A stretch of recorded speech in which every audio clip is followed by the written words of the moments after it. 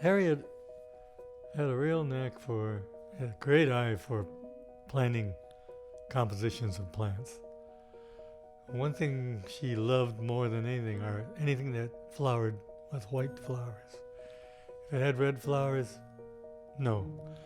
But she was able to get a plant palette, either shades of green leaves, ground covers that have just all shades of green, or flowers like star jasmine or agapanthus, those that have some white flowers to it.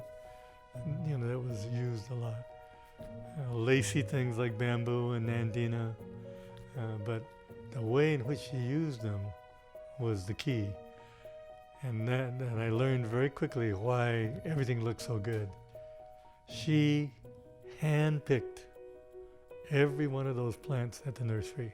And I found out sooner with her, driving with her, we go to the nursery, there'll be maybe 500-600 Raphiolepis ovata in there, and she's going to use maybe 50.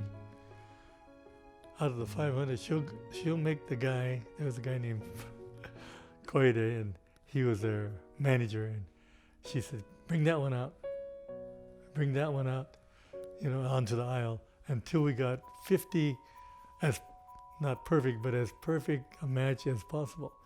All the rest had to go back in there.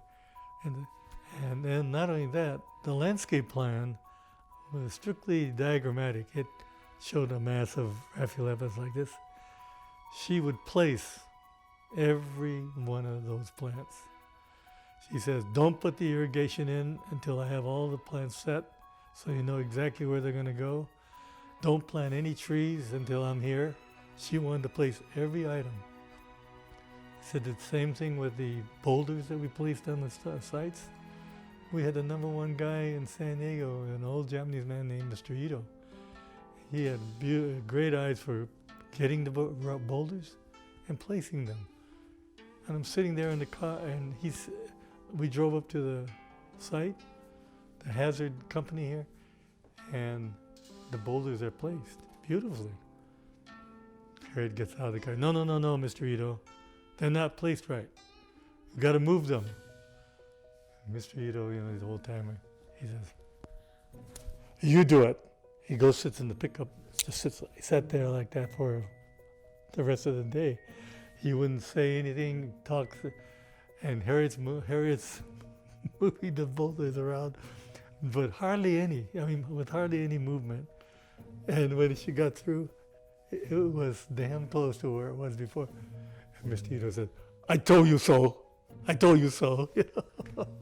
But Harriet wanted to have the final word. But that's why her gardens were so perfect. Because she wanted to place every one of those plants. Face it, turn it more, okay, turn it more. And I thought, my God, first of all, it takes these guys to pick it out. Then the contractor has to do the same thing in moving it around. But I think that's what made Wimmer Yamada's gardens so perfect.